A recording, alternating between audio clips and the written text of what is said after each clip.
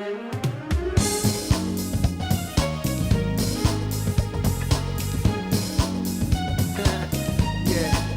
Okay, y'all. It's time to sing our song. Ha. Do it with the feeling. Yeah, come on. Ain't no stopping us now. Yeah. We're on the move. Yeah, yeah, yeah. Ain't no stopping us now. We got the groove. Ha. Say yeah. There have been so many things that have held us down, but now it looks like things are finally coming around. Yeah. I know we've got a long, long way to go, and where we'll end up, I don't know. But we'll let nothing hold us back. We're gonna get ourselves together. We're polishing our act, yeah. And if you've ever been held down before, I know that you refuse to be held down anymore. Yeah, yeah. Don't you let nothing stand in your way. And all your every word I say about ain't no stopping us now. That's right. We're on the move. You said we got the groove. Ain't no stopping us now. We got the groove. Ain't no stopping us now. We're on the move. On the move. Yeah, yeah, yeah. Ain't no stopping us now. We got the groove. Yeah. Welcome back to the Professor Penn podcast. Good evening to you. I hope you're well. I'm back. You're back. Episode number 157. We won a battle. Yes, we did. And it's great to be here. Compared to what the alternative might be, we had an interesting week last week. We finished the Royce White for Senator campaign, and we had some studio technical difficulties last week, so I'm sorry we missed an episode. I think we were just so intense around here that all the electronics fried out. That's just a story, but hey, you got to tell a story once in a while. But we're back up. Good morning, Tanner. Glad you're here. Good morning, David. Tanner's in early this morning. He was tied up this morning, and I said, please, and he was nice enough to rearrange his schedule to get in here bright and early so he could get back with you. We started out with the great Luther Vandross. Ain't no stopping us now. Ain't no stopping us now. And I have to tell you, tonight's podcast is going to be about what is the plan and the resistance we're going to meet in implementing the plan and the importance of getting this done and what is really going on. Because we put so much time and effort into just getting these elected representatives into office that most of us did not really contemplate really what we were voting for. We're not policy wonks. And that is as it is, and it's always been that way, but it's not going to be that way in the future. Part of the Professor Penn podcast, part of my philosophy, part of the reason that I differ so highly from the Republican establishment here in Minnesota is I want to share everything I know, and I'm assuming that every American citizen is interested in the search for truth, and they're intelligent, and they don't want to be talked down to. People want to know what's going on. This is the first time in my lifetime that people have a thirst to understand, a thirst for knowledge, a thirst for the quest for truth. I mean, it's phenomenal. And had Vice President Harris won, we'd be sitting here right now almost in a sense of mourning. We'd be mourning, fearful. And the most important thing that they would have accomplished when they were inaugurated is they would have abridged free speech. Because what is taking these people down Of course, Donald Trump is a once in a generation, maybe once in a century candidate. But it's the podcast. It's podcasters and Steve Bannon, and don't edit his foul language. Leave it in there. Because the grit, I mean, I'm not gonna swear here, or when I do I ask Tanner to censor it, to take it out. But I don't wanna be offensive. But the intensity that is in this movement now, the clarity that's in this movement now,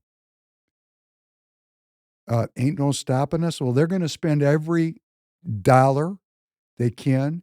They're gonna put up every obstacle that they can.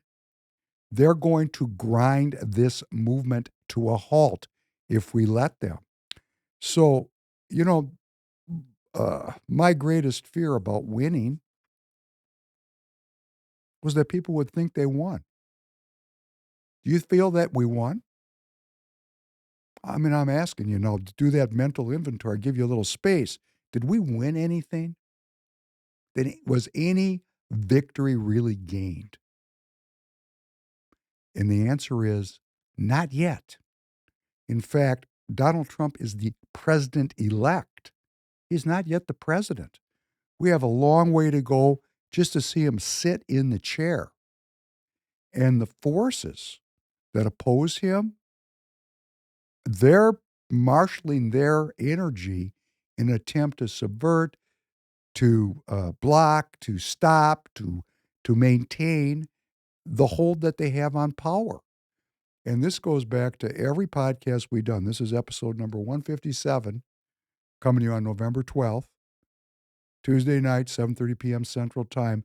We go all the way back to the beginning, and I've been working on one thing the entire time, which is deconstructing the post-World War II Democrat liberal order. And that order stands on science. It's the abrogation of faith. It's a worldwide communist movement dressed up as a democracy, which is another scam. It's another scam. It's worldwide communism run by technocratic elites. And we've been talking about it and working on it, and our insight into it is growing day by day. It's grown so much, in fact, that the American people are waking up from a spell, a magician's spell. But we're not all the way awake yet, and we've got people all over this country, millions of people, that have no intention of waking up. The truth for them is the post-World War II Democrat liberal order. And it's close. I mean, everybody that voted for Vice President Harris, okay, they're acolytes of that order. I mean, that was like 47, 48% of the population, allegedly. Allegedly. I didn't count the votes myself. I didn't count them myself. So I'm just taking somebody else's word for it, which in these times is dangerous, in my opinion. But, we had an outcome. And I want to speak to people here in Minnesota and around the country um, about the first order of business. Because Donald Trump and what Donald Trump does, and we're going to talk about that, what his policies are. We down here in the trench, we're helping. And there's going to be a lot of time that gets put into discussing his policies and his appointees. Again, waste of time. That's upstream of me. There's going to be many things that Donald Trump does that I'm not comfortable with. And you know what? If you're looking for perfect, yourself, okay? Because it's not perfect until we're not here. This is a world of choices, and it's a world of imperfection, and there's perfection in that imperfection. And we have to accept that our leaders reflect us. We're not perfect. I'm not perfect. So the leaders aren't perfect. And I'm not going to agree with everything, but I'll tell you what I am going to do. I'm going to support this movement with every fiber of my being because I'm very aware that if the Republicans lose control in the midterm and then the next presidential election in 2028. The boomerang effect, the revenge effect that will come upon people like me. I'm speaking very personally. The revenge will be terrifying because what we're doing is we're disempowering people that have been in control for decades, if not hundreds, if not thousands of years. Republicanism is a philosophy that is anti-corruption, and that corruption is the corruption of the soul. They don't like hearing things like that. They don't believe in souls. They don't want that to be part of our conversation. We're going to talk about that tonight. But I want to say something very specifically about what happened here in Minnesota. Uh, Royce White ran for Senate, and he did better than anybody who had ever run against incumbent Amy Klobuchar by tremendous margin, by about 300,000 votes better than the last person that ran. And if you look at the map of Minnesota since 2006, when the whole map was blue, and then the next cycle, a little bit of red came in, every cycle there's been more and more red, particularly after 2018. Well, actually, 2006, there was a little red. Then the next cycle was every county was blue. And then, when the MAGA movement started, 2018, when Donald Trump was president, we started to see some red, a little bit.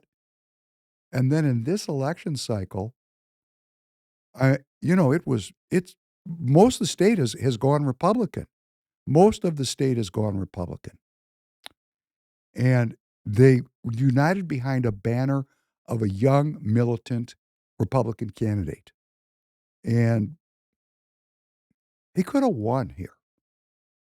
And there's going to be some people who say he did win. That's another issue. We're not going to talk about it. Irrelevant. He lost by a pretty big margin to Amy Klobuchar. Did better than any Republican that preceded him. Why did he lose? And I have to ask myself this question because I worked on the campaign. Well, part of it is self-reflection. And I'm going to tell you people, if you're in Minnesota, you want to pick on me? Go ahead, pick away, because I'm a business person and we learn from our failures. And it is a failure not to win. And it was my first campaign. Never thought I'd ever work on a political campaign, but I did work on it. And I saw everything that went wrong. And I'm not going to make the same mistakes twice. Now I know how to run a campaign. And so do a lot of other people that have come around Royce White. Royce did not choose, and he could have chosen, and I, watched him turn down the opportunity to hire the best political strategists in the country, who were part, of course, the political establishment. They came to him. They wanted to represent him. They wanted to work for him. He rejected it. He chose an all-volunteer campaign. He rejected, and I was involved in this too, he rejected big money from sources that wanted things in return. He rejected it. I watched it. Took a long time to get the grassroots money coming in. For example, the people that write checks for $5, $10, like the Syrophoenician woman who gave all they had. That's something really badass. I mean, if you're a billionaire and you give somebody, $100,000, it's a rounding error. If you don't have any money, as we're going to talk about, because the median income of the American citizens was released, about $47,000 is the midpoint for salary. And if you're making under $47,000 and you'll still give a candidate $5, hey, that's called a community. But we made mistakes. The biggest mistake, of course, that the MAGA movement is making here and across the country is we're fighting with each other instead of fighting the communists. And I've got that problem, and I'm going to sort it out. And that's a lack of leadership. And so we're going to have to lead, and we're going to have to take fights that break out internally, which is natural with Republicans, because if you put two Republicans in a room, you got three opinions. So, we are not members of the Borg. We are not people who just fall in line. We're self-governing. And we really have lost the ability as a group to work together. And that's what happens when you fight everybody all the time. And this is what I want to say to the, Chairman Hands of the Minnesota Republican Party. Tom Emmer, House Majority, Whip, the people in this state who worked to be sure that Royce White would not get elected. No, that's my opinion. And I know you got plausible deniability, but of course, you can cover that up for the people that aren't that involved. Not for me. I was in the trench with you. I know what you could have done. I know what you did, and I know what you didn't do. And I'm going to go a step farther for some of you. Some of you, like Alex Plekish, who approached me before all of this started, before Royce even told me he was going to run for Senate. And he came to me and he said, "Would you please commit to not supporting Donald Trump?" And I said, "My God, you're a national committee man. How can you do that? You're putting your thumb on the scale. I'm an American citizen. That's not our job. It's not my job to vet out the people I bring in the Republican Party. I don't even ask them what they believe. I tell them everything I know about how to be in the party and then let the people decide by voting. Okay, that's the way it's supposed to be. We're not going to be subverting things behind the scenes with money and with manipulation, putting our hands on the scale. We had 2/3 of the Minnesota delegates to the Republican Party voted for Royce on the first ballot. And these people like Preya Samsunder and the rest of these folks, they don't want to honor the will of the people. Hey, go out and convert folks.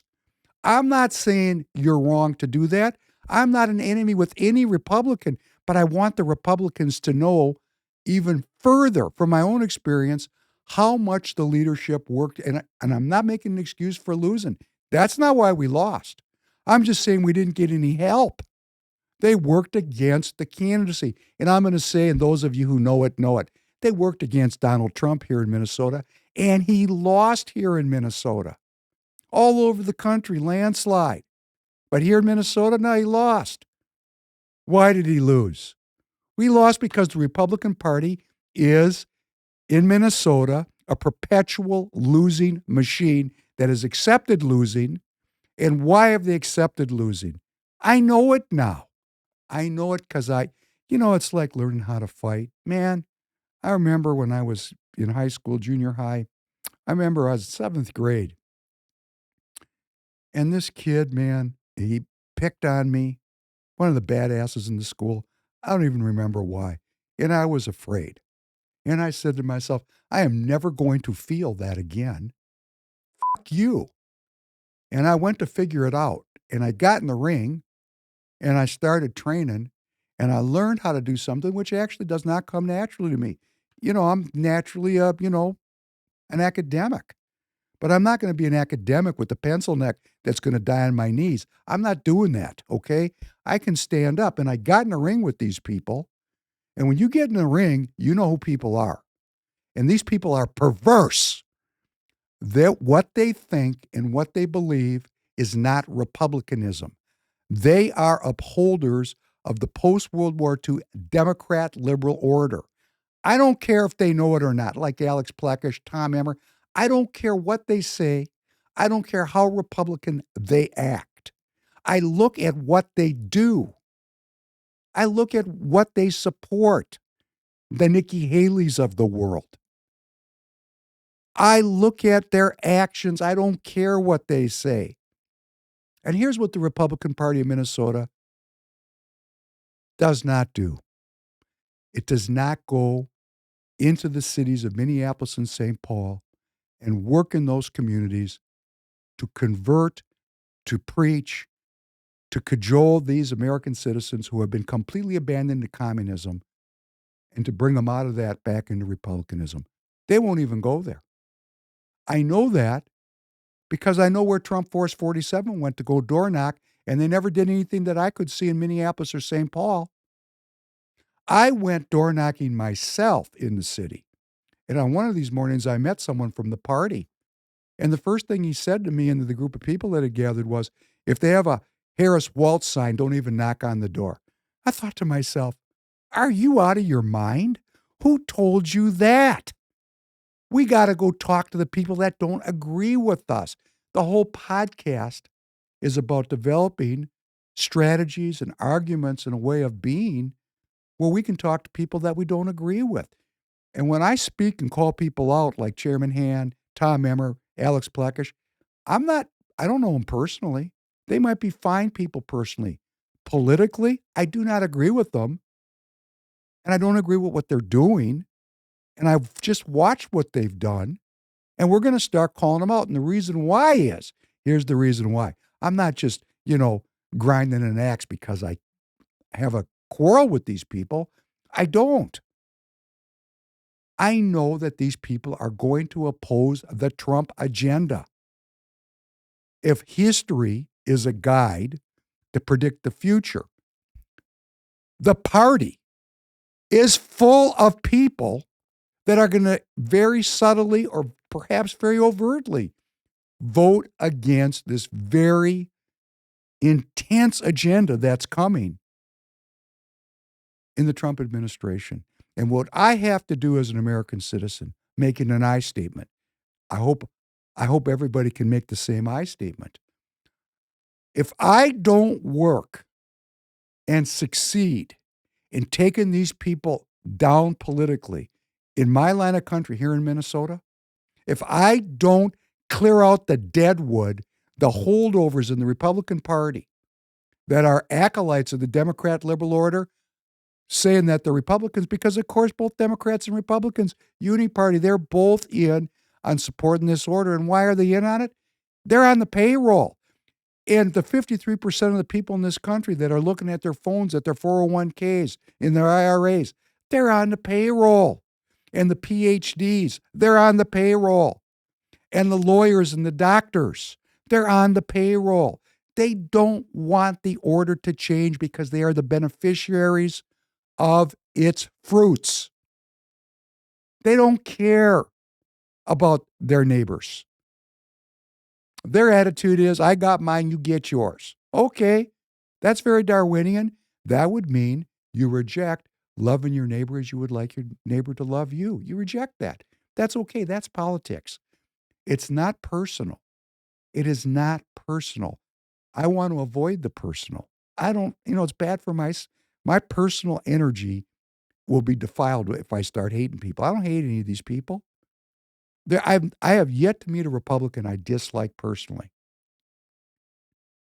Even when they do awful things to me, it's not worth disliking these people. We need to dislodge them. So here's what we're going to do, my friends, my audience, my viewers, my listeners. We are going to forge a plan starting today for 2026. We know exactly what to do, and it involves all of us. If this agenda fails, if they manage to stop it, and the Democrats get back into control, hey, we're cooked geese. These people are losing power. They don't intend to lose power. Donald Trump's not even the president yet. Every day is going to be a wild ride from here on in. And we have to make a plan here in Minnesota and in every state. Because all these rhinos now, hey, we know what a rhino is. In 2016, we didn't even know. When Donald Trump showed up the first time, he didn't know. So there's going to be all these people saying, well, he picked this guy and he picked that guy. Hey, this guy is smart. Okay, let's get off of this. Donald Trump's a dummy. This guy is very intelligent. Everybody's picking us for a reason. He knows what he's doing. He's got good people around him. And let me tell you what happens in politics. There are going to be many people who are anti-nationalist. I'm not going to say Trump. Anti-America. They want global governance. They want it. They're suddenly going to become nationalists. Why? They're professional politicians, like Alex Plekish standing on stage holding a Royce White for Senate sign when Royce got the endorsement. He doesn't support Royce White for Senate. But, did the thousands of people in the auditorium know it? Or do they remember him standing there with the sign? I know it. And I'm going to spread the word. We're going to start to work to remove the people, not violently, not ugly, through getting new people into the party that believe in America as a nation state, that believe in republicanism as a philosophy. What is the core of the philosophy? Anti-corruption. Anti-corruption. How does that play out? I got to work on my own corruption. I'm working on it. Boy, am I working on it. trying to work through my own corruption. And I don't mean like I'm stealing money.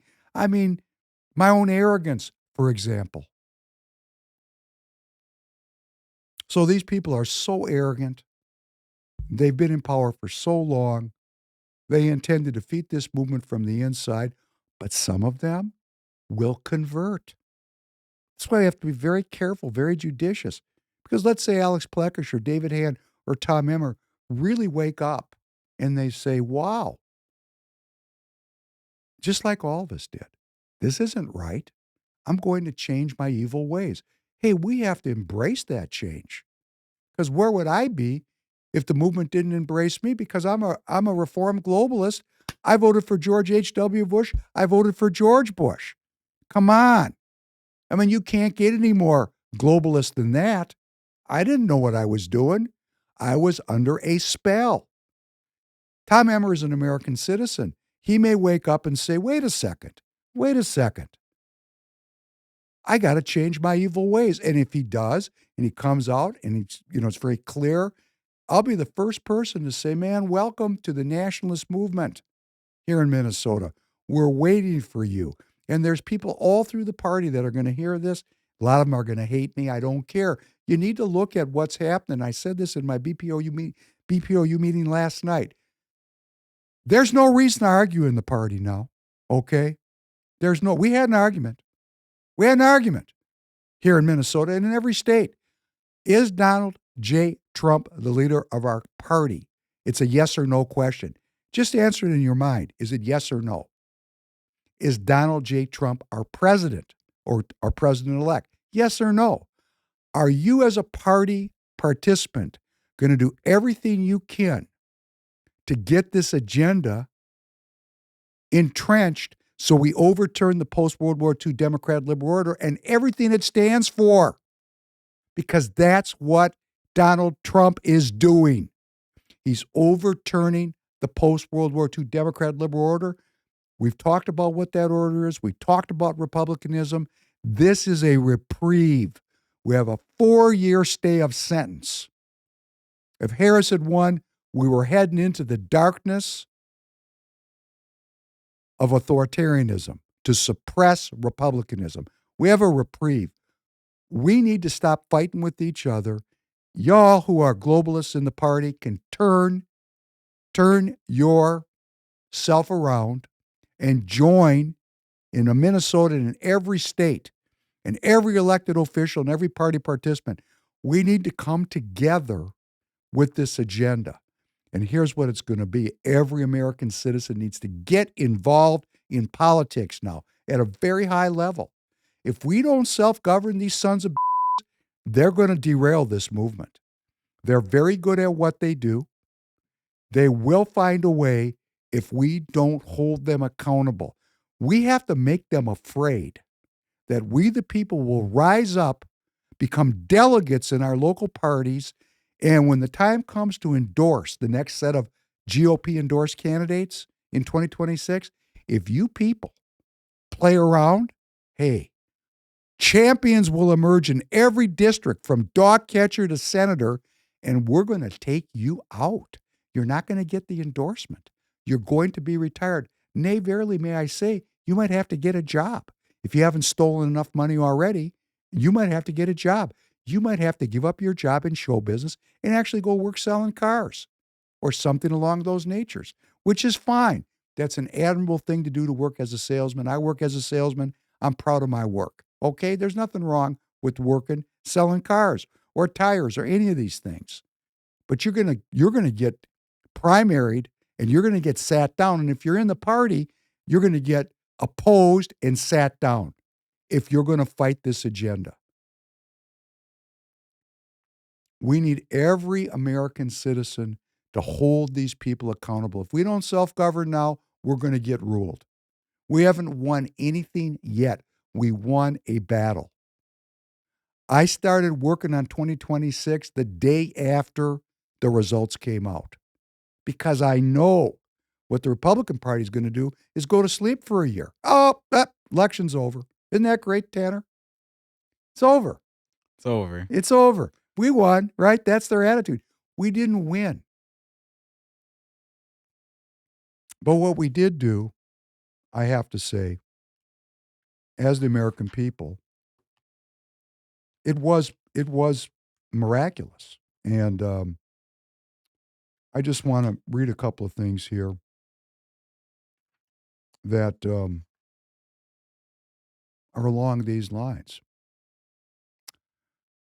Jesus replied, "Truly I tell you, if you have faith and do not doubt, not only can you do what was done to the fig tree, but also you can say to this mountain, 'Go throw yourself into the sea,' and it will be done." That's faith. That's faith. This was a miracle. Back to President Trump not being assassinated. If you listen carefully to the Lord your God and do what is right in his eyes, if you pay attention to his commands and keep his decrees, I will not bring on you any of the diseases I brought on the Egyptians, for I am the Lord who heals you. That's faith.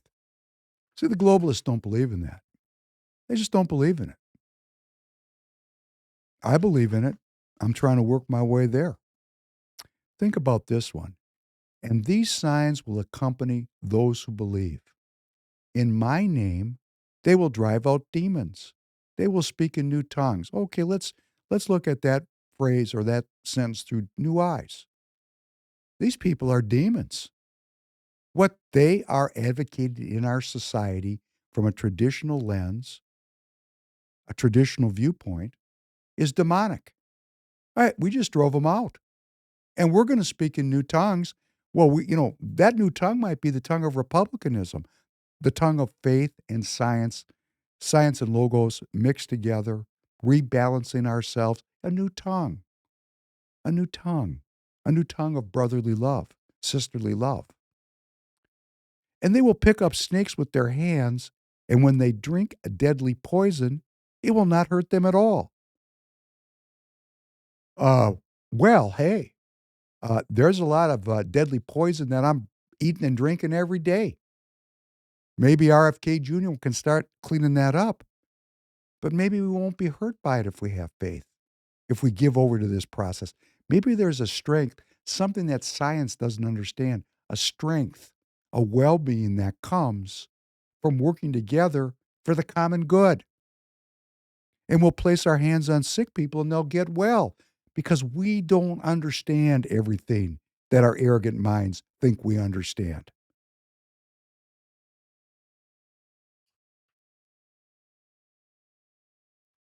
I want to thank God that we got this far, that we have a chance. And I'll tell you, where there's no truth, there can be no justice. And when there's no justice, there's no peace. They always say no justice, no peace, but justice stands on truth. I looked at the states, and maybe some of you saw this, and I verified this. I've looked at the states where Vice President Harris prevailed. And I looked at the states where President Trump prevailed. And in every state that went for President Trump, they have voter ID at the polling station. Got to show up and say who you are. So every state that Donald Trump won, they have an ID process, an identification process to sort out who's a citizen and who is not. Every state. And every state that Vice President Harris won, guess what? No voter ID. She only won in states with no voter ID. Now, this is not necessarily explaining anything. It's just something to contemplate and further research. We need to have the same requirements for voting that I have to do if I go buy cold medicine at Walgreens. Got to give them my driver's license, right? Yeah, I forget about that. Isn't that interesting? Yeah, you have to show that to buy some medicine, but to participate in a federal election. I thought it was odd when I walked in to vote and they didn't ask for my ID. They just said I name tried and to then they get pulled up some on my phone. I was like, "Here you go. Here's your ballot." I Really? tried to give them my ID and they got mad at me. Really? Yeah, I said, please verify who I am. Nope, we don't do that here. Great. No, I had somebody that told me that they early voted, and they're like, "Yeah, they didn't even take my ID." So then I was kind of testing the waters of is that real? So I didn't pull out my ID or anything, and yeah, they handed me the ballot once they found my name on their system. So But you voted. I did vote. Yes. Isn't that great? Yeah, it felt If great. you hadn't been working here at Free People Radio as my trusted co-creator of the Professor Penn podcast, do you think you'd be voting at your age yet? I don't know. I feel like I would have because I wanted to vote in 2020, but I just didn't know enough to feel like I should have a say. So that's more so the reason I didn't vote in 2020. But I feel like I probably by 2024 would have voted. Yeah. Do you think most of the people that you're hanging around with your age voted? Yes. I know a bunch of my friends voted. You know, that's one of the interesting takeaways from this election. See, this is what's great about podcasting. President Trump decided that the mainstream media was kind of a waste of his time, and he appeared on hundreds of podcasts, including Joe Rogan. And guess what? All these young bros are watching these podcasts, and your generation seems to be embracing American nationalism. A little bit. I have some homies and on our Discord we always kind of sit and debate and they're definitely more left leaning. Um but yeah, they admitted to me that they're like we need to vote for Trump cuz I don't like him cuz he's this that. I don't like that he did this, but Kamala. Yeah, so there was a lot of people that within my friend groups that I know voted for Trump even though they have been the most staunch like haters on him for years. Hey, you know, I said Trump's not my cup of tea so many times on the podcast. I had some of the viewers and listeners putting in the live chat, don't say that anymore. David, that's too much. Stop. So I stop. But see, I believe that if things are really, really good in any organization, you have more latitude to conflict amongst yourselves. And I have found that in a fight, particularly a fight for survival, we got to self-organize and understand who's leading, who's following. There's always going to be disagreement, but the theme of this podcast today is we got to get it together as American citizens and push these changes through. Because if we get caught halfway and lose, we're going to be lost. And, you know, there's a lot of forces in the world that are very opposed to this. For example, China. I had my first email this morning from somebody in China. We see Donald Trump won. Do you think he's really going to impose these tariffs? Because, you know, they can't believe it, right? They can't believe it over there. That, you know, hey, guess what? I don't have to shop at XYZ. If I don't like, you know, it's the old classic, McDonald's or Burger King, right? Yeah. Classic. Some people like Burger King. Some people like McDonald's, right? Yeah, or Pepsi and Coke. Pepsi and Coke. I mean, we don't have to buy from anybody we don't want to. We don't have to. It's not that we want to be at war or have a trade war. I mean, I prefer certain store. This is very revealing culturally. I prefer going to Costco to Walmart. I just do. Okay, that's me. You know, you can criticize me if you're a Walmart shopper. I get it. But I don't know why. That's the way I go. That's the way I roll. So I'm not opposed to Walmart. I mean, philosophically, I'm opposed when both of them do the same thing, which is import a lot of stuff. I get that. But my point is, I have a preference. Now the American people have elected a champion who has said, I have a preference. I don't want to do business with China. We're going to change that. I had to tell this person writing me that, hey, yeah, it's coming, man. Sorry, but okay. Sorry. Interesting. This is a person I don't like very much. So it was kind of fun to answer his question. Because, you know, he came to me because he knows who I am. There's a lot of people that know who I am. I didn't go because it was the same week as the election, the annual tire convention, which is every year the same week.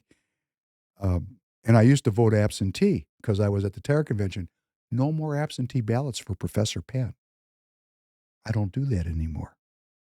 Don't agree with it. So I stayed here to vote pissed off a lot of people at the Terror Convention, but I had people there, and some very, very senior people were not happy that I had not appeared. One of them, a general, and the general said to my proxy, "Where's David?" "Oh, David couldn't come. He's involved in politics." "Really? Who's he going to vote for?" You know? And then that particular group was going to make a major investment in Mexico to build a tire factory under the USMCA. And guess what? Project's on hold. Why? Because you weren't there. Not because I wasn't there. It's because you weren't there. Because they have no pissed. idea what Donald Trump is going to do. And, his very election is changing economic policy throughout our country, throughout the world. People are going, whoa, what's going to happen next? The Houthis that are out there interrupting shipping into the Red Sea, into the Suez Canal, raising the price of everything because, hey, if you got to go around the tip of Africa, it's going to double the cost of getting your cargo, and that raises the price of everything. Guess what they did? Ceasefire. They said, our military actions are complete. Nothing changed. They just don't want to get bombed into the Stone Age, so they're out. Because they knew the Biden administration and Operation Prosperity Guardian was a scam. But they're thinking, hey, Donald Trump might not be so kind to us. And you see, now there's all this talk that the tariffs are going to cause inflation. Yeah, and hard goods are going to go up in price. But what matters to me is how much money I have. Also, so what? I understand that it might cause inflation, but in my opinion, that is a symptom because we are in a position that a country should never be in, where we're 100% dependent on imports. I don't know why people can't go to the base of the problem, that this is dangerous to run our country on purely only imports. Because if we ever piss off enough people, we're screwed. We have nothing to make You're ourselves. speaking about the core of the post-World War II Democrat liberal order. International trade binds the countries together. And I support international trade because, there's things that we can't get. But the fact that, 80 to 90% of the products when I go into the store are from China, that makes no sense. Well, that's getting ready to change. Yeah. I'm willing to pay more and go through that tough growth if it means that Gemma's going to have a future where her country can't just be cold-lined. Independent. Yeah. But here's the thing. They're telling your generation, and this is why it's so important that we all band together. There's going to be tremendous resistance to examine. We're going to talk about these policies, the economic policy. But what matters to Tanner or to all of us is how much money we actually have. So if the hard goods go up because they put the tariffs on, but the Houthis quit bombing these ships and the Suez Canal opens up, the cost of shipping is going to go down by 50%. President Trump's going to pump oil. The cost of oil is going to go down. Our gas bill is going to go down. He's going to cut regulations, making things cheaper. Tax rates are going to get reduced. All of a sudden, the effect of the tariffs might be very muted. Very, very muted. Now, the Federal Reserve's already come out and said, some of the governors, that they're not going to be reducing interest rates as much because they're expecting Trump to be a profligate spender, and the tariffs are going to cause inflation. And we're going to talk about these policies and what he intends to do. But we don't know. I mean, this is the thing, I'm a pundit, I guess, because I'm commenting. I'm very careful about what I comment on. Everybody is saying, hey, this is going to happen and that's going to happen. Nobody can predict the future beyond something that's never happened before unless they're actually making that future. So President Trump is creating a future. He can predict it. He's got very smart people around him. They can predict it. And to the extent that I'm participating in creating a future, I can predict it. But the pundits, the punditry about this is going to happen and that's going to happen, they're just selling soap. We're really in a period of great uncertainty. Hey, you know what? It's change.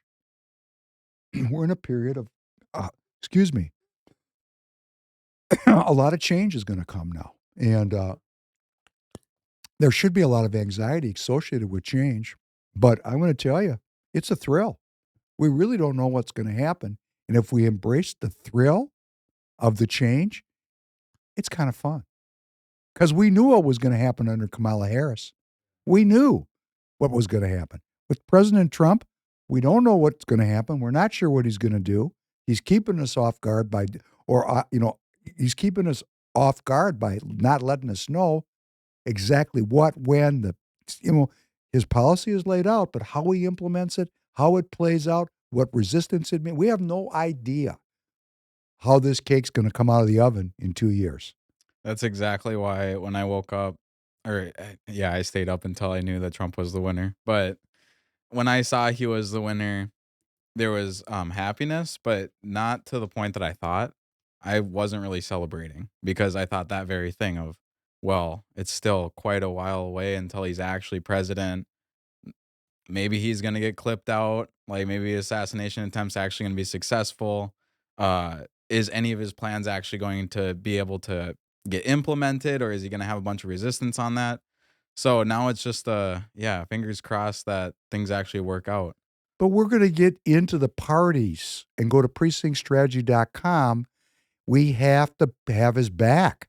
By having his back, we got our own back. We got our own back. Like he said, I'm the voice of the people. Hey, come on. We got to stand up and be playing here. He can't do it by himself. Every single citizen, my goal is every single citizen self-governs. And then, of course, the old regime, what it's trying to do is make sure that it's got legs to get to the other side. The Biden administration is rushing weapons to the Ukraine, billions and billions of dollars of weapons. Even though the clear policy of the Trump administration is to wind this war down, who goes to war with the nuclear power? It's just crazy. Completely wrong. So much news I'm paging through here that I'm going to have to get in a subsequent episode. The German government collapsed. There's another globalist government falls. The populist movement, this populist movement is a worldwide movement. It's a worldwide movement of the people. This is not a minor thing. 10 incumbents have lost major countrywide elections this year. 10 out of 10. I mean, we're turfing out these globalists because they're corrupt and they don't care about us. As Steve Bannon said at the cold open, they don't give a shit about the American people. They have lost touch with who we are and what we want. And what we want is peace and prosperity. We don't want your stinking New World Order. We don't want it. We're not interested in fighting all over the world for the Democrat liberal order. At least I'm not. At least the people that voted for President Trump don't. But man, we got so many people scattered through our party and scattered through our society that want America to be the hegemon, the policeman of the world. They want the control of the world. Their self-image is tied up in it. As a man of my age, when I see other men my age get off on this, I'm thinking, you're missing something.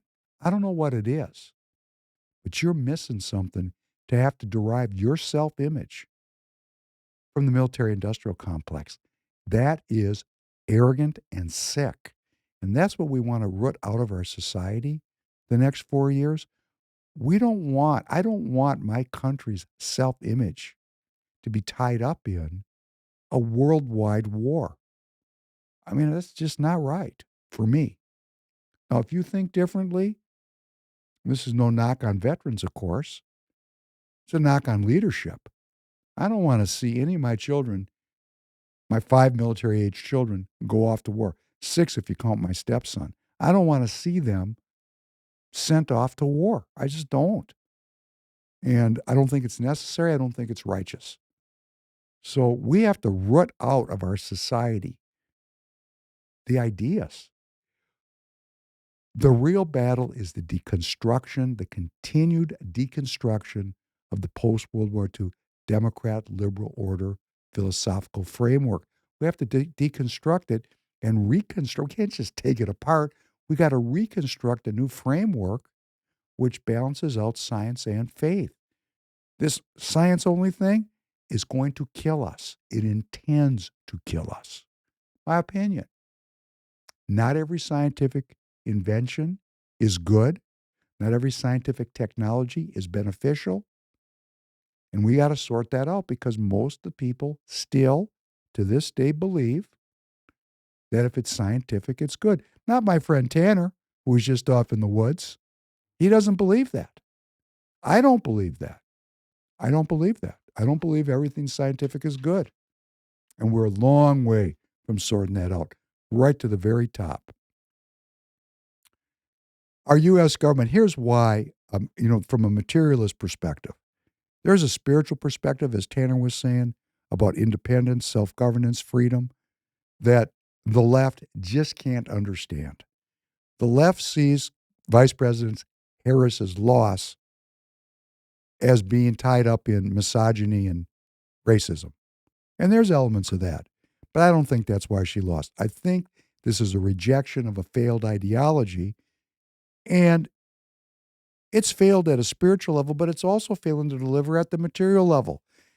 The new median income of the United States of America, the median, the midpoint, in other words, 50% of the people make more and 50% make less, is $43,222.81 a year. $43,000. Half the country makes less than $43,000 a year. Come on. Of course, we're going to have massive unrest and discontent or hopelessness and despair when half the people are living on less than $43,000 a year. It's crazy. Our lifestyle is not set up for that. We have to change. And Americans have burned through all their pandemic savings, and credit card debt is now at an all-time high. President Trump is inheriting quite an economic challenge. And factories continue to close here, even though we have this great victory on right at the time of the election.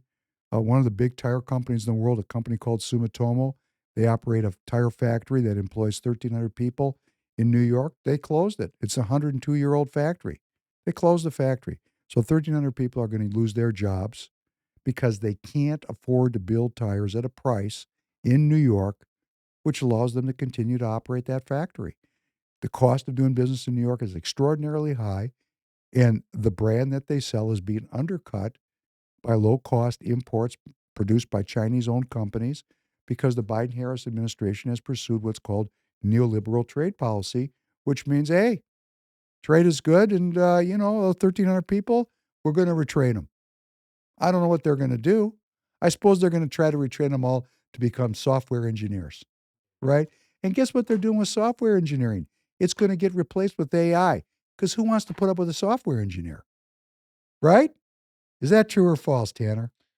Oh, I guess I don't know. I don't follow too closely on AI, but Well, let me tell you, they're getting ready to deploy AI so a person like me can say to the program, here's what I want TireGet to do.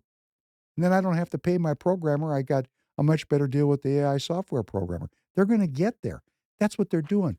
I mean, I've got these people that work with me to program TireGet so that you have a great buying experience, and they're human beings, and I know them and I like them. And I'm having other people tell me, you don't need these people. You can have an AI module. They'll do the work for a tenth of the price. you would still need one person because you need the professional to look it over, I get make it. sure. But But I got yeah, it. you As you cut know, I down your got a team. workforce. And you know what? They're people. I mean, what are we going to, if we're going to retrain the tire builders to be software engineers and then the AI replaces the software engineers, what are those people going to do? I'm going to tell you what they're going to do. They're going to go on what's called basic universal income. They're going to be completely dependent on the state. See, this is the whole problem we got here that we got to solve. Most of the society is dependent on the state. What President Trump is going to do is he's going to change that. So the resistance that he's going to face in his effort to reclaim the philosophy of republicanism is going to be phenomenal. And, it's called Agenda 47. It's not a secret. I mean, you can go look it up.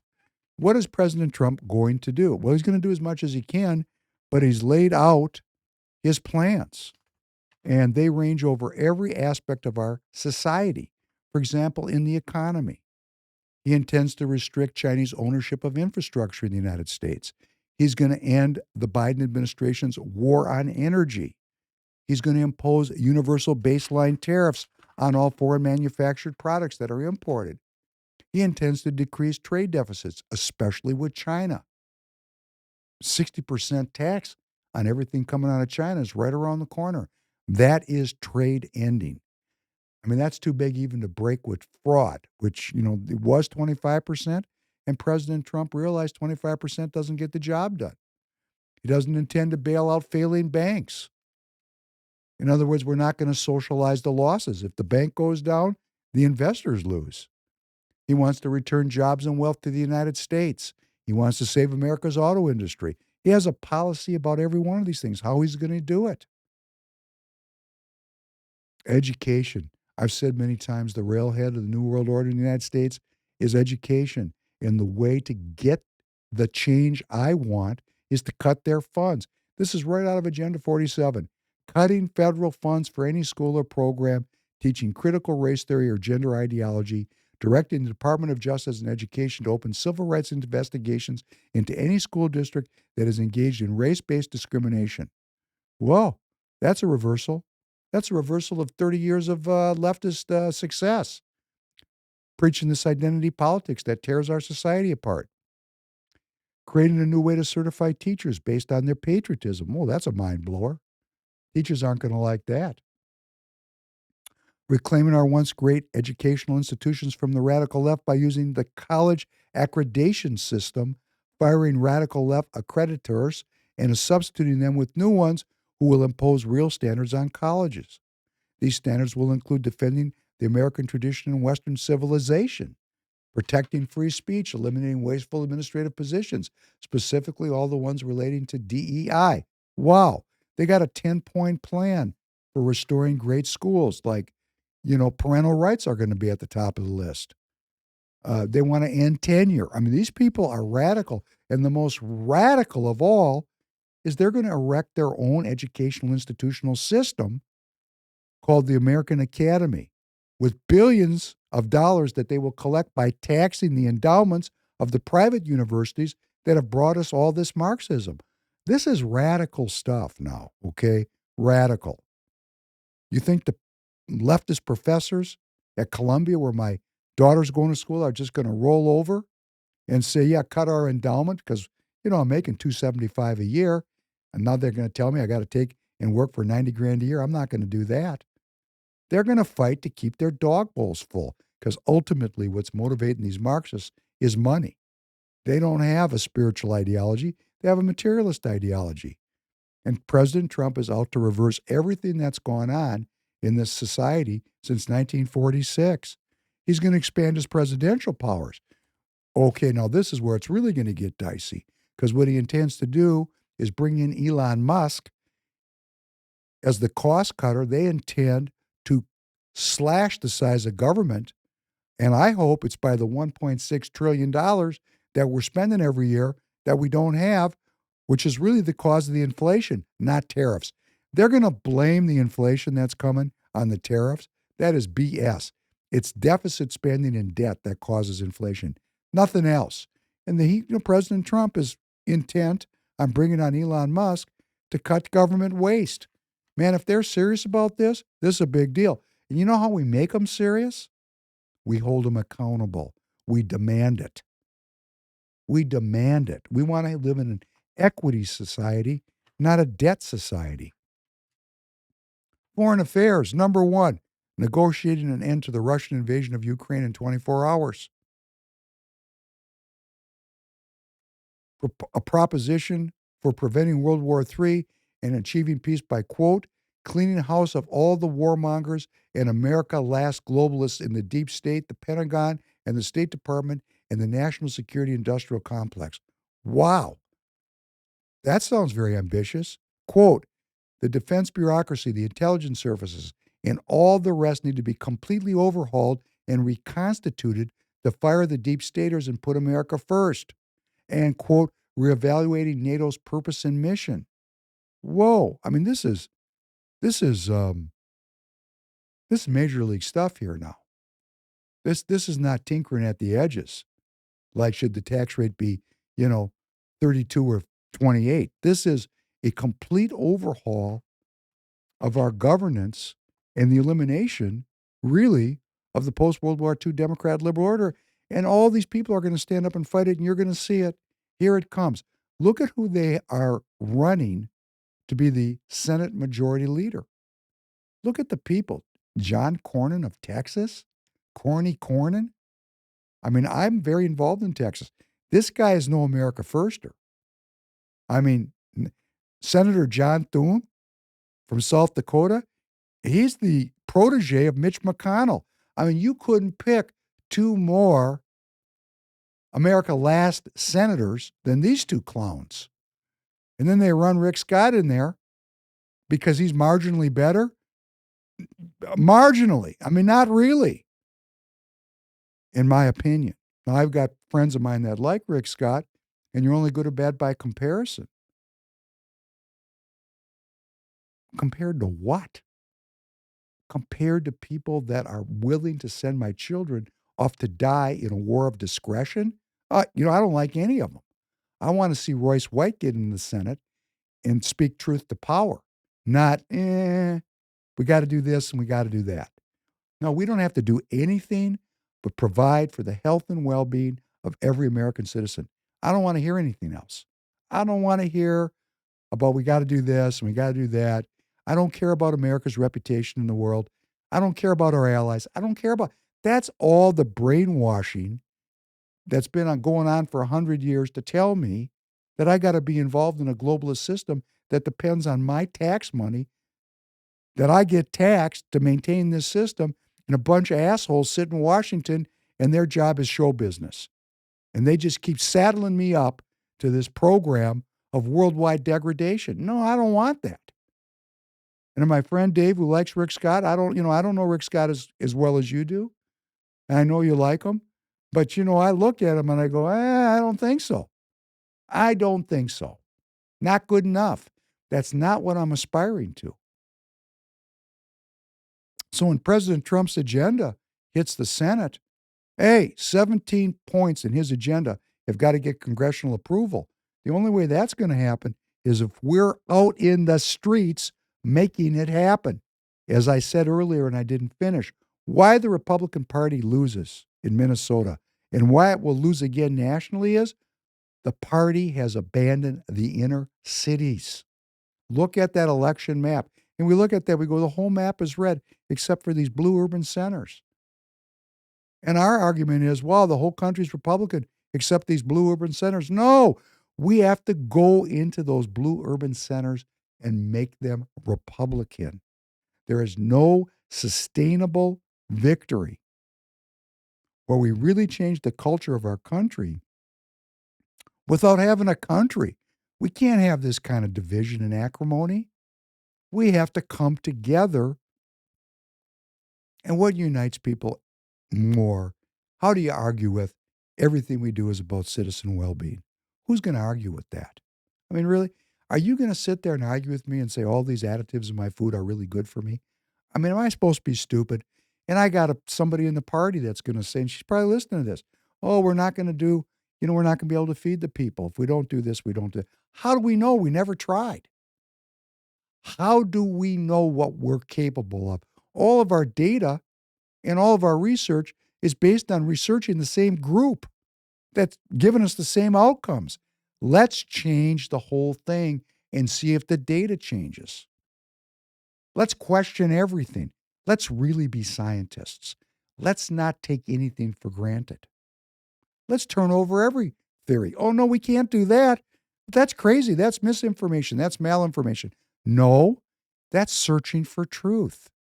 Because look at where the truth has taken us. The truth that's prevailed for these last thousands of years, or maybe this last 100 years, whatever your lens of description is. Look at where we're at. The median salary in the country is $43,000. Half of our citizens are starving. They're starving. They can't afford housing. They're drug addicted.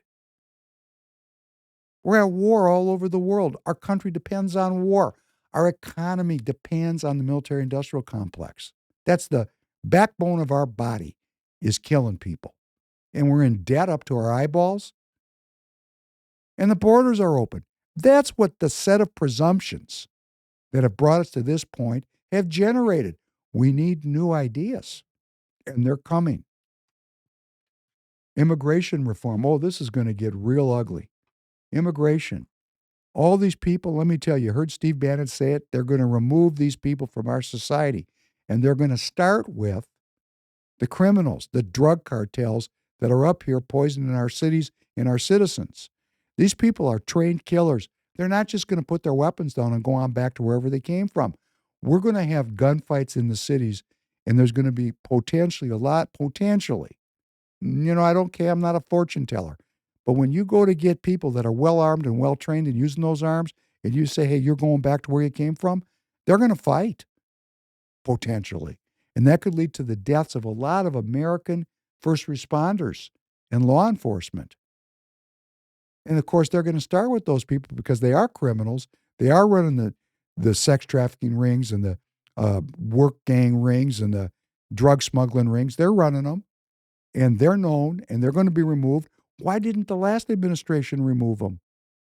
Why aren't our borders being policed? What kind of crazy-ass people are these to let this kind of vileness come into our country and infect every institution of power that we have? Well, maybe they're on the payroll. Maybe they're corrupt. Maybe the reason why it happened is they're corrupt. Could be. Don't know. And then President Trump is going to label the drug cartels in Mexico terrorist organizations. Oh, that's a war. That's a war, isn't it? Don't we go to war on terrorists? Okay. These are big, big changes. Big changes.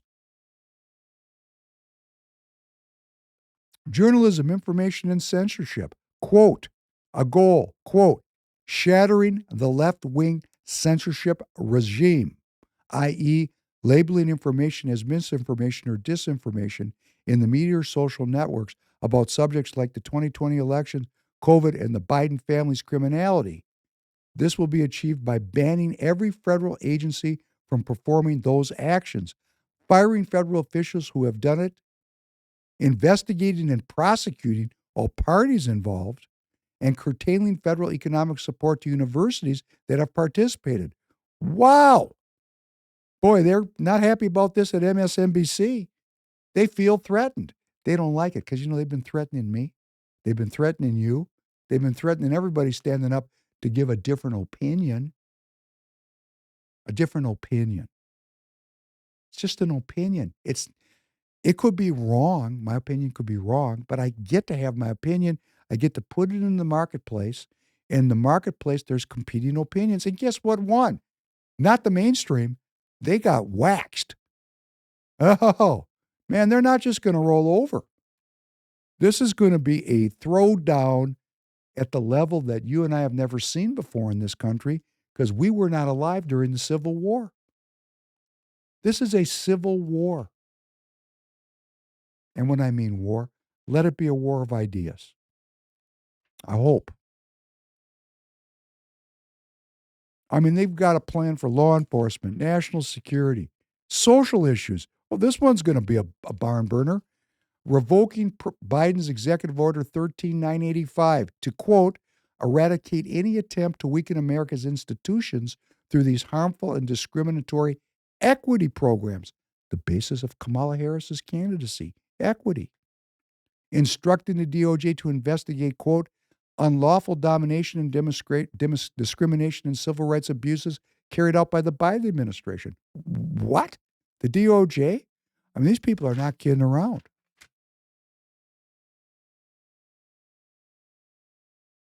I don't think we know what's coming at us here. You like this one? Terminating all types of gender-affirming care for minors. Instructing every federal agency to cease all programs that promote the concept of sex and gender transition at any age. Stopping their federal funding and declaring that any hospital or healthcare provider participating in it will no longer meet federal health and safety standards for Medicaid and Medicare, terminating them from the program. In other words, cutting off the money. See, these people are all about the money. They forgot if somebody else gets control of the tap, they're vulnerable. You see, your greatest strength is always your greatest weakness. Their strength is they've controlled all the institutions of power. Now, if the nationalist movement succeeds in getting control of the levers of power, these people are vulnerable, and they're going to fight. The advocate calls these policies, quote, devastating for the LGBTQ plus Americans and other marginalized communities, adding that they threaten the LGBTQ plus community, spanning across education, healthcare, and the military. I mean, there's going to be pushback. Tiana, we're going to talk about resistance.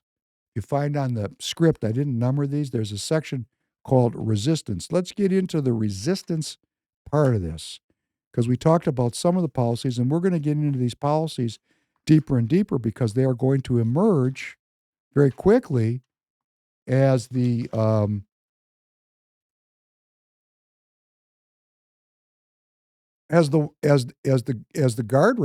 as where we're heading here as a country. Can you play that first clip under the resistance, please? Let's just go through these clips one after another under resistance. As important as Trump's fascism is, and is the lead story every day, his cozying up to dictators, his obsession with Hitler that has now come out, what he has said about our veterans, and what he wants to do with the military against his political adversaries, it's all huge news. This is the future that we're looking at in the next Trump term, if there is one. But this is what voters know right now, that he is killing us. I'm talking about us women. He's killing us. He is putting us at risk. He is making us afraid to have babies. He is putting our reproductive health at risk, and some women have died already because of this. So we can. That's Mika. Donald Trump is killing us. How's that for some hyperbolic rhetoric? Whoa. Okay. So that's the beginning of the resistance. Let's play the next one. Let's just click on through these. I just say, Rev, really quickly, too. Democrats need to be mature, and they need to be honest. And they need to say, yes, there's misogyny. But it's not just misogyny from white men. Mm-hmm. It's misogyny from Hispanic men. Right. It's misogyny from black men, things we've all been talking about, who do not want a woman leading them. Might be race issues with Hispanics. Could you pause it for a second? Woman. So this is picking up on what Mika said, that Donald Trump is killing women. Now Joe Scarborough is picking up that thing. Why? Because women voted for Vice President Harris. Women are a motivated group of people. They're part of the resistance. They feel they're resisting the patriarchy. And watch them paint this in terms, this victory, which I view as a rejection of the New World Order. I don't view it as some kind of a return to primitive times when women are property, but they're going to paint this now about misogyny. And I'm going to tell you, I would have no problem voting for a human being of any gender or of any race. I don't even think that way. I mean, I'm just post this. But these people are so tied up in misogyny and in racial issues, they can't even realize it's them.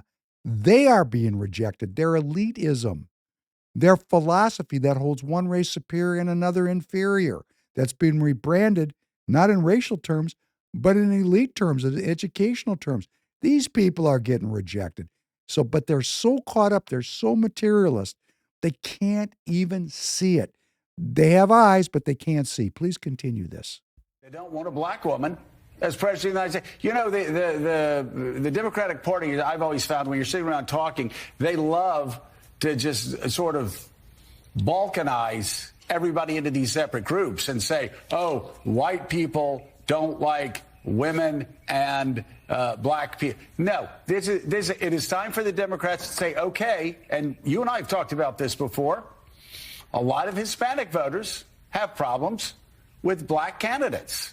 Right. A lot and of with other Hispanics. You got some that don't like each other. And some of the most misogynist things I've heard going on this Get Out the Vote tour came from black men. I mean, misogynist things. So you're absolutely right. It's not simplistic. And we've got to have real honest conversations about it. Honest conversation. Well, there it is. That's nice. We're having real honest conversations. Let them continue to spin in their own doo-doo here. They created identity politics. They make their money off of identity politics. It's always worked for them. And now they think, oh, well, we're going to work it harder. That's great. This is the limits of an intellectual framework. They can't get out of their own. They can't escape their own. They believe their own press releases. They're missing the point. Let's play this next one. It's really going to get interesting. So it looks like all the white women who voted for Trump are about to find out what Serena Joy went through when they cut off her little finger in The Handmaid's Tale. Because Trump's buddies are all over social media saying, hey, guess what? We are going to enact Project 2025, and Trump has just promised us all spots in his administration. Joke's on you. So have fun with that one, ladies, because we told you so. And when you are bleeding out in an emergency room, when they take away your right to vote, all of these things that are about to happen to you, they're not going to ask you who you voted for.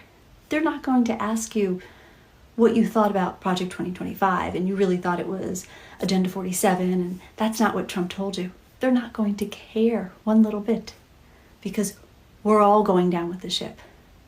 Okay? Because this country couldn't elect a woman president. They especially couldn't elect a woman of color. So instead, you put a man in office who's guilty of assault, who's a felon, because you'd rather carry water for the white men in your life. Yeah, I just love this. I mean, this really is uplifting for me because I recognize they don't have a clue what's happening to them. I hope they spin in this crap for a couple of years. You know, she went so far as to say that the Donald Trump movement, the MAGA movement, and that is going to take away a woman's right to vote. This is how spun up these people are. And when you're spun up this far, it's really hard to come up with a countermeasure. Now, there are people that are emerging in the Democratic Party, like Senator Chris Murphy of Connecticut, who came out this past Sunday and said the reason that the party lost was because they've lost touch with their voters and they need to do what? Embrace economic populism. They want to be just like the MAGA movement. See, that's eventually what's going to happen, but it's going to be a big advance for our country because they're going to win, they're going to have to give up this balkanization of people into these groups. This woman, you know, was so derisive speaking to other women. I mean, I know she's entitled to her opinion, but I don't know any women carrying water for me, and I'm a white male. Or, well, Royce would say I'm LARPing as a white male because I'm a Jewish male. But the point is, I definitely fit into the power structure. Nobody is carrying water for me. Nobody gives me any slack at all, as a matter of fact. That's the world we live in, and I like it. I like strong women in my life. They don't listen to me. It's okay. I'm only interested in doing what I need to do. I don't want to control anybody. And guess what? I don't want to be controlled. Wouldn't that be great to reach that point where we were all self-governing, making free choices out of our free will? Wouldn't that be cool if we were all free? Oh, I like that. I like it. I like it. Look at how bad this goes. Play this next one. It even gets better. And don't edit this thing. Let it rock and roll, okay? To all you Latinos that voted for Trump, I hope he mass deports you and your entire family. Whether you were here legally or not, you gotta go. I hope he does that. To you black men who your fragile ego couldn't take a black woman in office, so you either voted for Trump or you didn't vote at all, the police will now have carte blanche to murder you right where the fuck you stand. And when they do that, there's not going to be no GoFundMes. Don't ask your family to ask us for shit. Just die. They can't afford to bury you. Dig a hole in their backyard. It is what the fuck it is. But don't expect sympathy. Don't expect protest in the streets. We're not doing that. Black women, we're done with. We're done. We did our due diligence for this century and the next. We've done enough. We're not doing anymore. To you white women that once again voted against your fucking interests, when your husbands start knocking you into the middle of fucking next week and you can't do anything about it because no fault divorce is in play, I want you to take those black eyes and those busted lips as a personal thank you from Donald J. Trump each and every time you get fucking hit. Take it. Don't look for nobody else. Don't ask for fucking help. Take your beatings. For all of y'all that voted for Trump, I hope you get exactly what you voted for. Because the only thing he did was make America great for the people that it was great for from the fucking beginning, white men. That's what he did. He couldn't run the risk of whiteness no longer being the default, not being allowed to fail up. So when you're bleeding out somewhere and there's a medical emergency and you can't get no fucking help, women who voted for him, don't take it. You just gotta die. If you got kids, they just gonna be motherless. It is what the fuck it is. You didn't give a fuck, so we don't give a fuck. That's how it is. This isn't America anymore. I don't know what the fuck it is, but it's not gonna be America. And if you think that Trump is gonna be in that office for 4 years, you're fucking insane. Because we about to be in a real live action episode of fucking Scandal. Because your next president is not Donald Trump, it's JD Vance. Because trust and believe, within a year, you're not going to see Trump anymore. Wow. I think that's borderline illegal to say right there towards the end. Well, I mean, this is what we're dealing with. That's why I'm trying to get the audience to get involved in politics now so that we can peacefully pursue the transformation of our society from the post-World War II Democrat liberal order, which is in complete control. And you can see the pushback that's coming here. You can see how these people are feeling about this. And we have to reestablish a beautiful liberal political philosophy. It's so liberal. Republicanism. It's so liberal. People don't even realize what a liberal philosophy it is. And why? Because it was hijacked by the neocons and the conservatives. They hijacked the philosophy to turn it into a worldwide military empire. That's got nothing to do with republicanism. That's the Democrat liberal order. When we get this sorted out, when we get this really sorted, and we understand the philosophy we're living our lives by, which is about I am self-governing. Everybody's going to love this idea if we could get everybody going and set up a framework where people could actually get the benefits of their self-governance. Let's play the next one. Oh, it gets even better. It gets better. We were made for this. We were made for this. This is what we trained for. Have you taken your deep breaths? Have you, in fact, hydrated? Have you had any sleep? I know you didn't. We didn't either. But, you know, we now have got stuff to do. We really were, in some important ways, as Americans, made for this. If this was an election that was not just a choice between two candidates, but it was a choice between keeping the American system of government or trading it in for a strongman authoritarian system instead. Stop. False dichotomy. Keeping the system of governments as it is, in other words, the post-World War II Democrat liberal order, and what they're saying as the proxy is it's a strongman authoritarianism? No.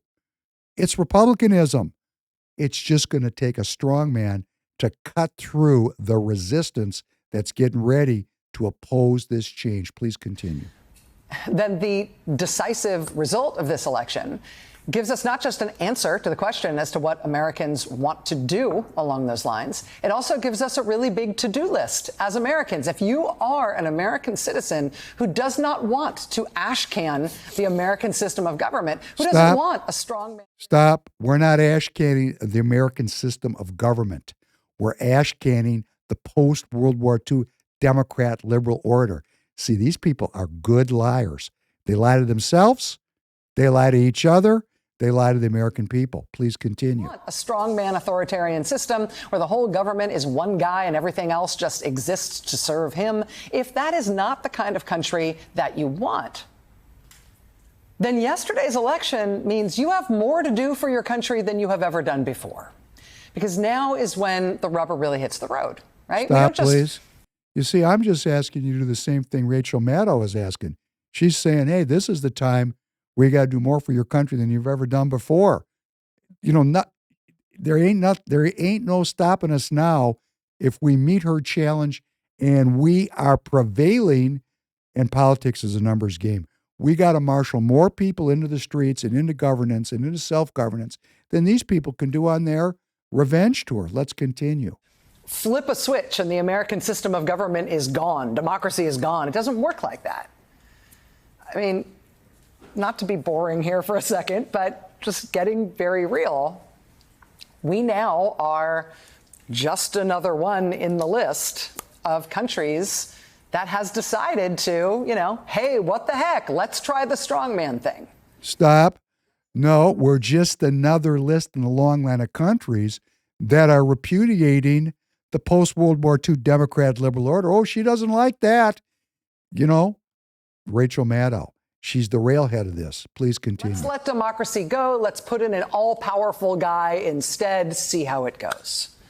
There are many more countries in the world governed by that kind of a system than there are governed by ours. We are the only 248-year-old multiracial. Again. There she puts up Kim, Xi, and Putin and draws a parallel with Trump. These people are ridiculous. Their ideas have failed. Their narrative is deconstructing. It's like a rotting corpse. This is actually funny. I mean, I have to tell you, I'm getting kind of a kick out of this, okay? It's so bad. It's so weak intellectually that all we got to do is stand up and tell the truth, or at least search for truth together. Please continue. Biracial, pluralistic democracy in the world. And shall we keep it? A lot of our fellow Americans say we shouldn't. Now we know. Now we know for sure.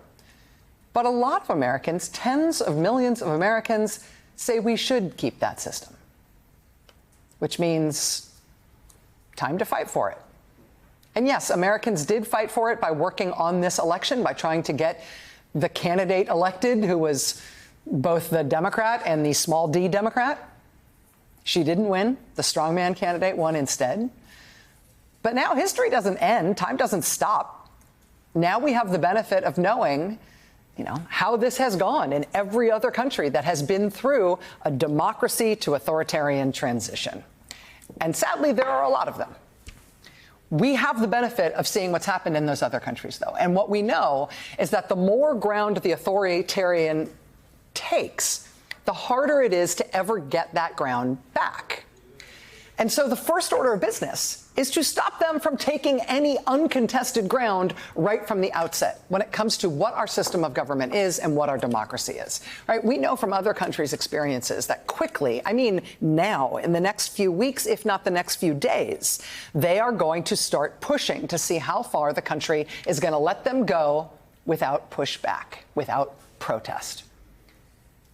And part of this is because it's just psychologically advantageous for them to do this now, right? They're counting on the half the country that voted against them, the half the country that doesn't want to give up our system of government. They're counting on all those tens of millions of Americans to be despondent, to feel powerless, to check out, which, of course, would mean letting them do what they want, letting them run the table. What they really don't want is for the half the country that voted against them, the half the country that wants to keep our democracy. What they really don't want is for those tens of millions of Americans to wake up tomorrow feeling scrappy as hell, feeling, sure, regretful about the election outcome, but also, frankly, freed up from having to spend all of our time working on the election. So now we can work full time on being fricking pirates, on being a thorn in the side. Fricking pirates. This is the railhead of the New World Order, the media railhead.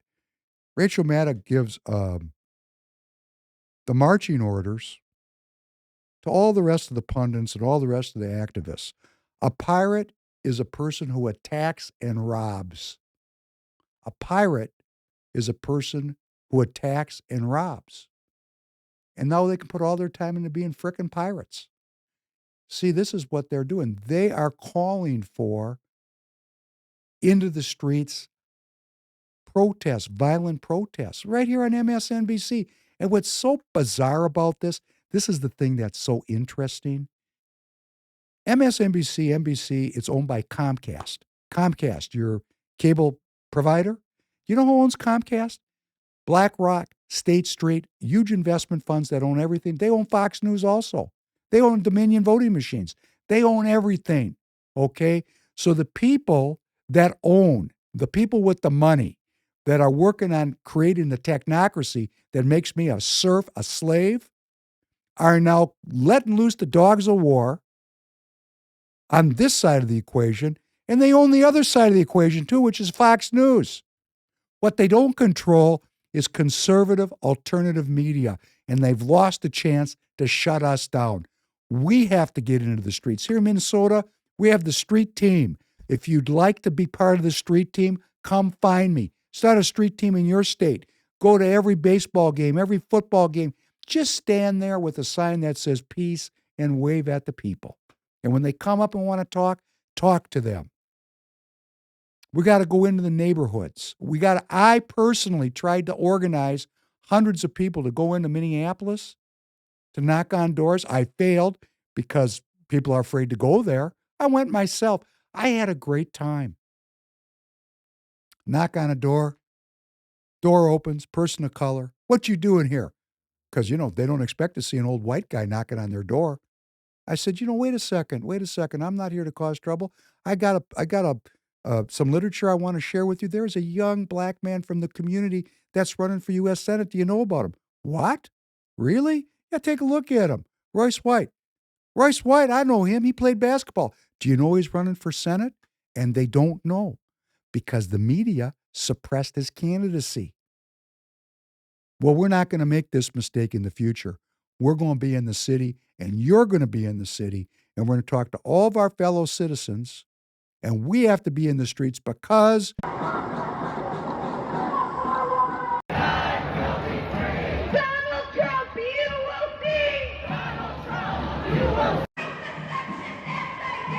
racist, sexist, anti-gay. Donald Trump, go away. Racist, sexist, anti-gay. Donald Trump, go away. You know what comment is time. Donald Trump, you fascist clown. You know what comment is time.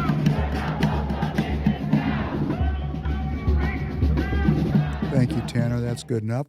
I think everybody gets the picture. The protests are just getting started.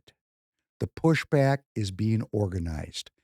The railhead, Rachel Maddow, who is to the left, what Steve Bannon is to the right, has called for her followers to become frickin' pirates, those that steal and rob.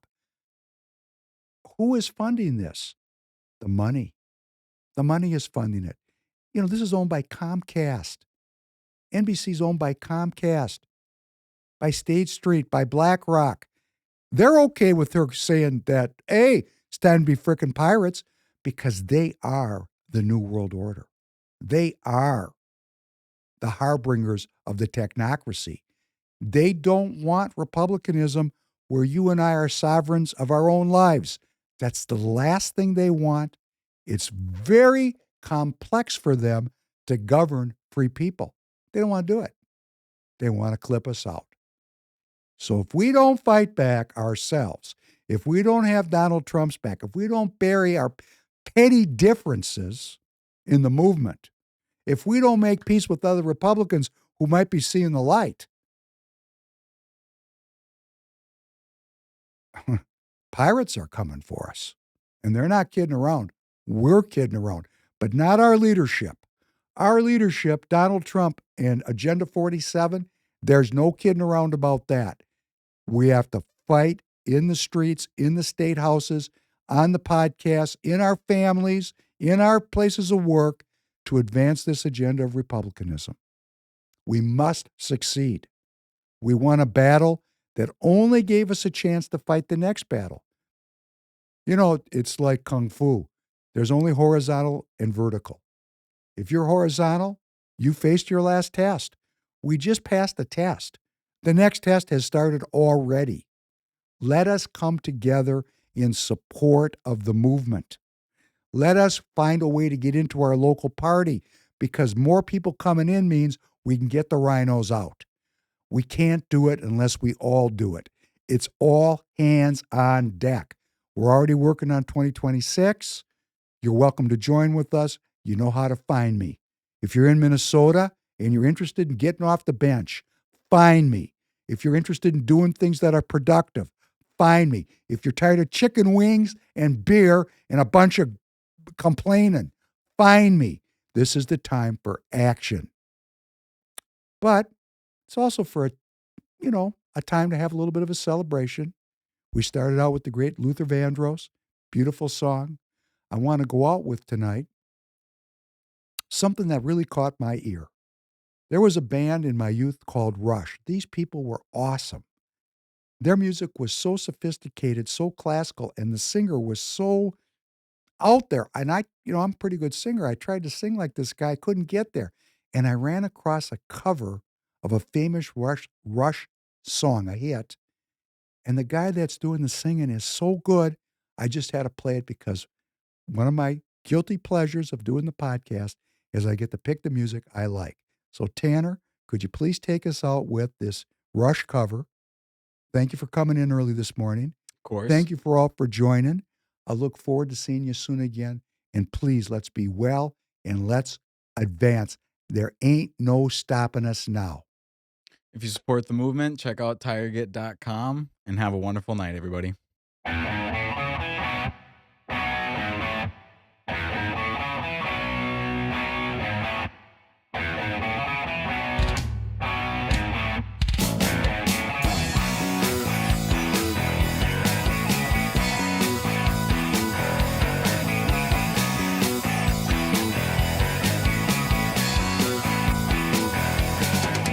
Living on a lighted stage approaches the unreal. For those who think and feel in touch with some reality beyond the gilded cage.